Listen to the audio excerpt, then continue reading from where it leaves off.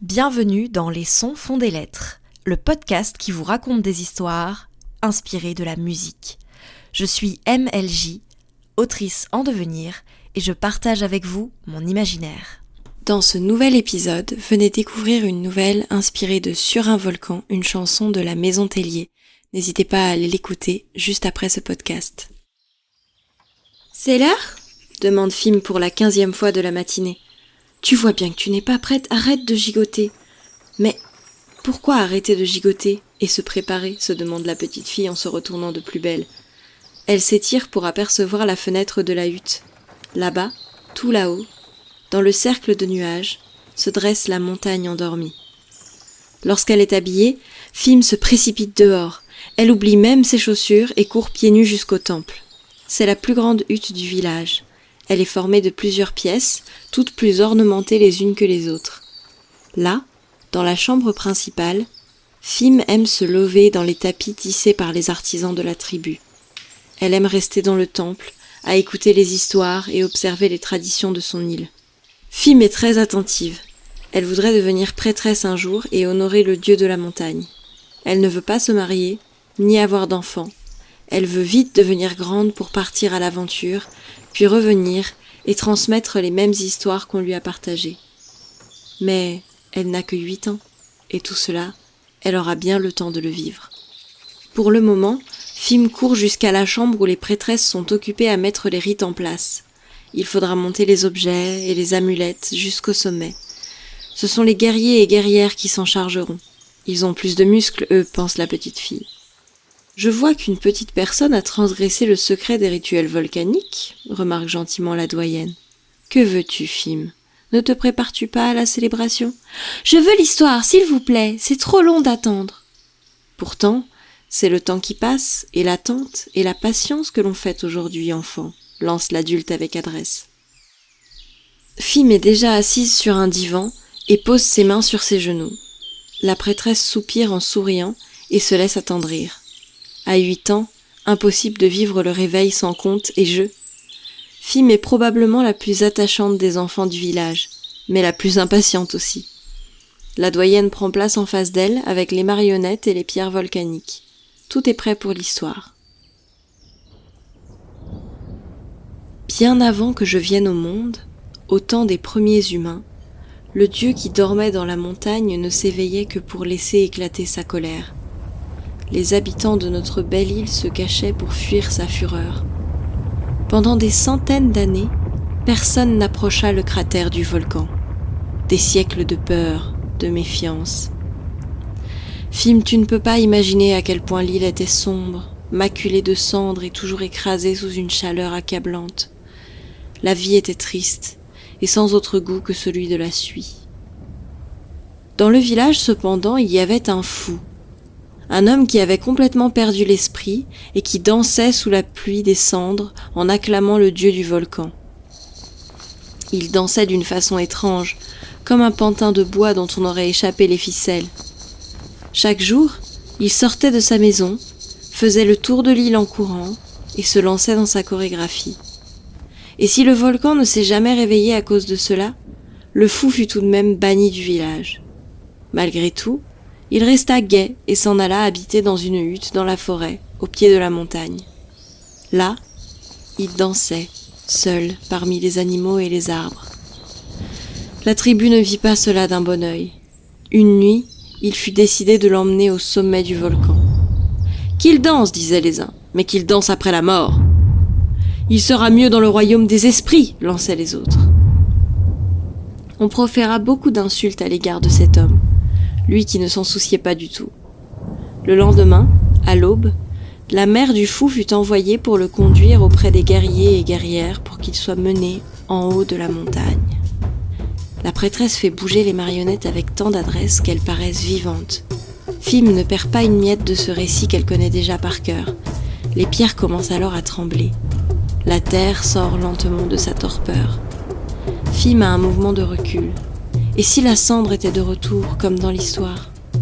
La doyenne le sent et fait danser la marionnette du fou de plus belle. Au sommet, l'homme se défie des liens par lesquels il était attaché. Il s'élança pour échapper aux gardes et reprit sa danse en s'écriant cette fois « Ô Dieu du volcan, éveille ta joie! Ô Dieu de la montagne, donne-nous l'allégresse !» Il répéta cette incantation des dizaines de fois sous les yeux horrifiés des gardes. L'un d'eux alla le pousser du haut du cratère, mais il ne fléchit pas, musclé par sa danse perpétuelle. Encore et encore, il criait, il chantait, il scandait. La mère du jeune homme prit son courage à deux mains et se jeta vers lui en se défaisant des gardes avec violence. Quand elle se retrouva face à son fils, elle lui prit la main et se mit à bouger avec lui. Dans leurs mouvements brusques et désarticulés, les gardes virent une certaine beauté. Ils se mirent à danser et à chanter à leur tour. Pourquoi ont-ils fait cela, Fim ? Eh bien, parce qu'enfin, ils comprenaient pourquoi le fou était fou. Ils cherchaient seulement un espoir de vivre une vie meilleure, une vie pleine de joie et non de cendres. Devant cette dizaine de personnes en train de danser, la terre rit. Elle trembla légèrement comme pour leur donner de l'élan. Puis, chose incroyable, le cratère se fissura. De l'autre côté, face aux danseurs, un liquide flamboyant s'échappa du volcan. Les danseurs s'arrêtèrent net. Le dieu leur avait répondu. C'était de la joie liquide qui sortait de la montagne. Il fallait retourner au village, et vite! Nos 10 compagnons et gardiens de ce secret de la nature convoquèrent un conseil immédiatement. Les anciens ne comprenaient pas. Les plus jeunes ouvraient grand leurs yeux. Il fallut montrer le prodige à toute l'île. Un grand déplacement fut organisé afin de rejoindre l'endroit où la lave avait coulé. En quelques heures, le temps de transporter les enfants, les vieillards, les femmes, les hommes, tous les habitants, le village atteignit la source que le Dieu avait donnée au monde. La lave s'écoulait toujours jusqu'à la mer, et là où elle refroidissait, la roche devenait noire et magnifique. L'un des grands conseillers s'écria que le dieu du volcan était enfin heureux, qu'il fallait en trouver la raison. « La raison est simple, dit la mère du fou. C'est mon fils qui l'a éveillé, c'est sa danse qui a rendu le dieu heureux. » Tous approuvèrent, non sans quelques hésitations. Depuis, tous les ans, les villageois ont reproduit la danse et les chants du fou qui ne l'étaient plus. Depuis, le volcan s'est réveillé des centaines et des centaines de fois pour laisser éclater sa joie. Alors, l'île est devenue plus grande grâce à la roche volcanique, et les villageois se sont multipliés. Les étrangers sont arrivés et ont suivi nos coutumes. Le commerce s'est développé et le volcan tremble de temps à autre pour montrer son approbation. « Et le dieu n'a plus jamais craché de cendres ?» demande Fim. « Plus jamais, enfant, plus jamais. » Les marionnettes sont rangées et Fim repart chez elle pour mettre ses chaussures. Sa mère l'emmène au centre du village où les autres parents conduisent leurs enfants. « J'espère que le volcan voudra bien se montrer. »« Oui, Fim, il le fera pour toi et pour le futur de ce monde. Il faudra bien faire attention, comme chaque année, à ne pas trop t'approcher de la lave, ma chérie, » lui recommande la maman avec autorité. « Je ne voudrais pas qu'il t'arrive malheur en ce beau jour. »« Oui, oui !» Les agriculteurs portent des offrandes et de la nourriture pour la fête. Les prêtresses apportent les huiles, les amulettes et les pierres pour les rituels sacrés. Et les conseillers et conseillères s'approchent du grand cortège pour le discours. « Nos très chers frères et sœurs, disent-ils à l'unisson avant de laisser place à l'un d'entre eux. Le temps de la célébration est venu !» Tous les villageois répondent par de grands cris de joie. En ce jour, nous nous remémorons l'histoire de notre tribu, celle d'un homme assez courageux pour acclamer un dieu en colère, celle d'une mère prête à tout pour croire en son fils, celle d'hommes et de femmes qui ont cru à leur tour que notre monde pouvait devenir meilleur. Vous êtes ici des descendants directs de ces hommes et de ces femmes. Vous êtes des descendants de ceux qui les ont suivis. Vous êtes de ceux qui nous ont rejoints et ont accepté nos traditions comme les leurs. Pour cela, le conseil vous remercie et vous acclame à son tour. En ce jour de festivité, la terre tremble et la terre tremble. En ce jour de gaieté, le peuple crie et le peuple crie. Grimpons, commençons l'ascension jusqu'au sommet du volcan, jusqu'au bord du cratère, et dansons, dansons comme jamais nous ne l'avons encore fait, comme des marionnettes dont on aurait coupé les fils, comme des animaux déchaînés. Dansons ! Et la foule se transporte d'allégresse, de vie et d'espoir. La route est longue pour Fim. Elle traîne des pieds, se plaint allègrement, tout en suivant sa mère qui la pousse, agacée dans la pente. Fim n'a que 8 ans, et c'est la première fois qu'elle ne monte pas à bord d'une charrette pendant l'ascension. Il est difficile pour une enfant de marcher si longtemps, et Fim le fait bien savoir à sa maman, qui peine à la faire avancer. « Quand est-ce qu'on arrive ? Quand est-ce qu'on danse ?» Les premiers danseurs étaient beaucoup plus patients que toi, ma fille. Les premiers danseurs étaient des grands. Eh bien, grandis un peu. Laissez-moi porter votre fille sur mes épaules, sœur, fait finalement une garde qui accompagne la foule. Fim se retrouve hissée en hauteur, et elle le voit, le sommet de la montagne. Immédiatement, elle demande à descendre, et fait le reste du parcours seule, sans aide, avec une nouvelle conviction. Celle d'atteindre le haut du volcan à pied, comme les grandes personnes. Lorsqu'elle parvient enfin tout là-haut, elle prend une grande et profonde inspiration et observe le paysage. Depuis son point de vue, elle surplombe l'île et peut considérer toute sa splendeur. Elle regarde les autres villageois porter des offrandes, les prêtresses suivre les gardes qui tiennent les huiles et les pierres pour les rites, et toute l'île s'affairer à prendre place autour du cratère.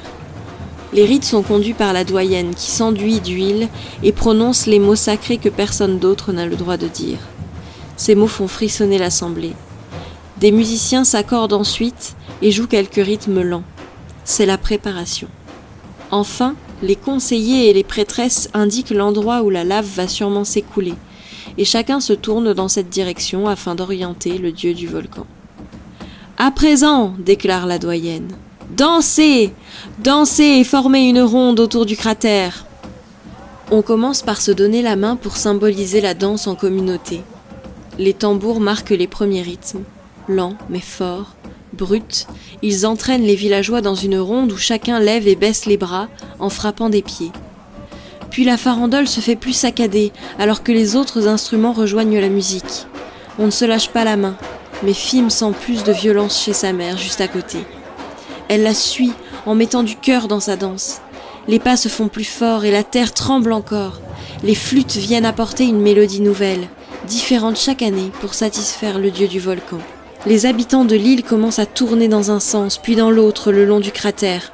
La ronde se fait plus rapide, plus entraînante, comme la musique. Les villageois se serrent de plus en plus, puis se séparent pour danser chacun de son côté. Les bras s'élancent en tous sens, comme les branches des arbres ballottées par le vent, et les mains cherchent ensuite leur partenaire. La ronde ne se lâche pas avant plusieurs minutes de danse brutale. Enfin, les instruments gagnent en intensité, les tambours s'emballent et débutent les chants et les supplications pour le dieu. « Ô dieu du volcan, éveille ta joie! Ô dieu de la montagne, donne-nous l'allégresse! Ô Dieu, protège ma fille !» crie la mère de Fim. « Ô Dieu du volcan, donne-moi des forces pour danser en ton nom! Ô Dieu de la montagne, garde auprès de toi ma famille !»« Ô Dieu, je voudrais vivre des aventures !» s'exclame Fim avec ferveur. La danse ne s'arrête pas là. Ce n'est que le début.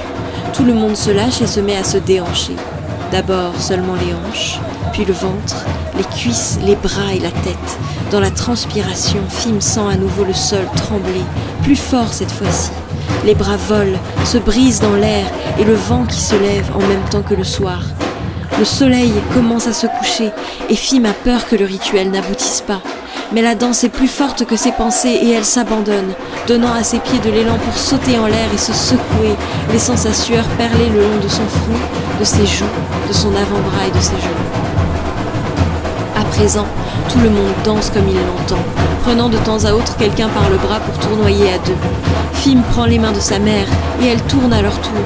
L'ambiance est chaude, moite et endiablée. Personne ne prend en compte la nuit qui tombe ou les bruits du volcan qui commencent à gronder. Tout en soubresauts et en port de bras, les villageois se laissent aller à la danse, comme l'homme fou qui ne l'était plus. Fim tourne sur elle-même, lance ses bras de tous les côtés, saute à pieds joints. Parfois elle pose les mains au sol pour jeter ses jambes en l'air, tenant l'équilibre. Elle se sent alors grandir. Elle regarde autour d'elle et voit des égaux. Des personnes qui ne cherchent qu'à plaire à ce Dieu et qui, en ce moment, ont tous environ 8 ans. Elle a ce sentiment que cet instant pourrait déterminer toute sa vie, comme si le volcan pouvait décider de son futur. Elle concentre tous ses rêves en elle et danse encore et encore et encore en espérant qu'elle ne glissera pas dans le cratère qui bouillonne de lave en contrebas. Les jambes frappent en rythme et les danses aléatoires deviennent plus uniformes. Un véritable mouvement d'ensemble prend forme dans l'assemblée. Les bras se balancent le long des corps, puis montent vers le ciel pour acclamer le dieu, puis enfin ils se crispent vers le fond du volcan qui vibre au rythme de leurs pas. La terre tremble de plus en plus fort. Le moment tant attendu par Fim arrive. La musique monte une dernière fois en puissance alors que le soleil disparaît. Les habitants, hommes, femmes, enfants plus ou moins âgés, ressortissants de l'île ou du monde connu et inconnu, se mettent à se balancer ensemble, d'avant en arrière, levant haut les bras pour faire sortir la lave du volcan. Et la mélodie reprend pour laisser place à un dernier élan de folie. Fim se laisse porter par plusieurs adultes qui la font voler en l'air. Elle rit aux éclats en même temps que d'autres enfants et personnes plus légères que l'on soulève dans le vent de l'île. La danse n'en finit plus de s'intensifier et soudain, les tambours s'arrêtent. Chacun se tourne vers l'endroit pointé par la doyenne et attend. Au bout de quelques minutes, Fim ne parvient plus à rester en place et s'approche au plus près, sans écouter sa mère. Elle se penche vers la fissure formée par la montagne et la terre tremble une nouvelle fois, plus fort que jamais. Les prêtresses regardent le ciel afin de s'assurer qu'il n'y a pas de cendres. La sueur au front, Fim se passe la main dessus et regarde plus attentivement la brèche dans le versant de la montagne. Enfin, elle la voit. Elle acclame le dieu avant tout le monde. « Ô dieu du volcan, offre-nous la vie !» dit-elle selon la tradition. Et sans bruit, tout le monde se tourne vers elle. Elle les fixe tous en souriant de toutes ses dents. La lave derrière elle coule comme une rivière joyeuse. Alors le village se soulève comme un seul homme et chante, célèbre, crie de joie.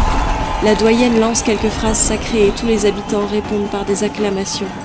On descend lentement du cratère pour observer la rivière de lave. Et tous dansent encore, les bras levés au ciel, les larmes aux yeux, la sueur perlant sur tout le corps. La mère de Fim ne met pas beaucoup de temps à la retrouver. Elle s'émerveille devant tant de beauté. La lave suit son cours sans se presser, le long des roches volcaniques. Les autres enfants l'ont également rejointe, lui disant à quel point elle est adulée pour son exploit, celui d'avoir crié au dieu avant tous les adultes. C'est la première fois qu'une enfant lance l'incantation depuis des années. La mère de Fim ne sait pas vraiment si elle doit être fière ou inquiète. Sa fille a tellement de rêves causés par ce volcan. La prêtresse doyenne vient à sa rencontre et lui dit avec toute sa patience « Nos enfants ont le droit de rêver. Ils peuvent s'envoler loin de nous, ne plus revenir, ou rester à jamais dans le village qui les a vus naître. Ils peuvent prendre un chemin, se tromper, faire demi-tour ou du surplace, mais il ne faut pas les retenir. Il faudra laisser Fim partir un jour. Elle va faire tant de choses de sa vie. Elle dansera autour de bien des volcans. Elle acclamera des dieux de toutes les montagnes. Elle donnera la vie ou pas. Elle donnera la mort ou pas. Mais elle vivra longtemps, une vie pleine de rebondissements et de tremblements. Comme notre terre, elle verra tant de choses que son cœur explosera de joie et de peur. Je sais que son goût pour les histoires vous fait cogiter. Je vous connais. Je la connais. N'ayez crainte cependant. Il lui reste tant d'années auprès de vous. Profitez de ce temps qui vous est donné. Dansez. Dansez avec elle au bord du cratère et racontez-lui toutes les histoires de notre peuple. Elle en demandera encore, jusqu'à ce qu'elle aille chercher des contes ailleurs, vers d'autres îles, où sont cachés d'autres secrets. Bonne fête à vous.